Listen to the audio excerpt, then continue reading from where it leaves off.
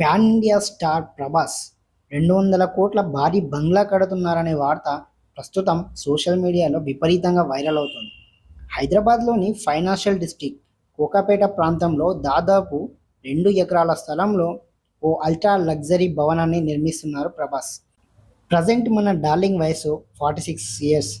ఇప్పటికీ పెళ్లి చేసుకోకుండా మోస్ట్ ఎలిజిబుల్ బ్యాచులర్గా కొనసాగుతున్నారు.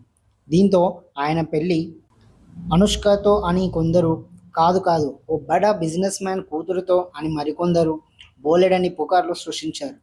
అయితే వీటిలో నిజం ఎంతవరకు ఉందనేది పక్కన పెడితే, ఇప్పుడు ప్రభాస్ నిర్మించబోయే ఈ రాజభవనం తన కాబోయే భార్య కోసమే అనే టాక్ ఫిలిం నగర్లో గట్టిగా వినిపిస్తుంది.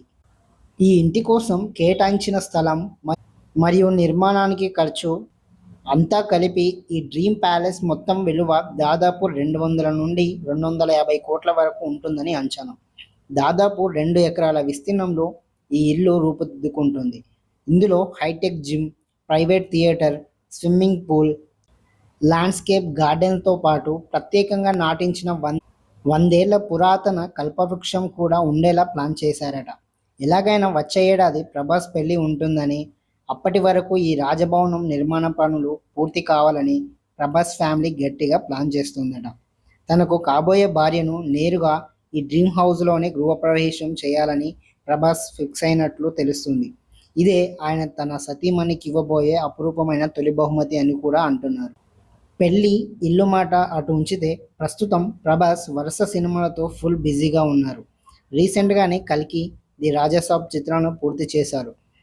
ఇక స్పిరిట్ విషయానికి వస్తే బాక్సాఫీస్ రికార్డుల రారాజు ప్రభాస్, అర్జున్ రెడ్డి ఫేమ్ సందీప్ రెడ్డి వంగ దర్శకత్వంలో భారీ ఎత్తున ఈ cinema రూపుదిద్దుకుంటుంది.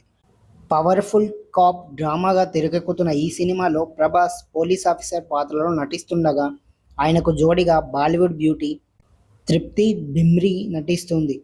T series Bhadrakali pictures బ్యానర్లపై అత్యంత ప్రతిష్టాత్మకంగా నిర్మిస్తున్న ఈ స్పిరిట్ సినిమా పాన్ వరల్డ్ మూవీగా రాబోతుంది.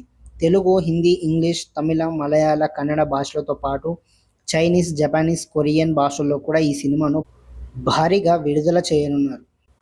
2027 మార్చి 5న ఈ చిత్రం ప్రపంచవ్యాప్తంగా థియేటర్లోకి రానుంది.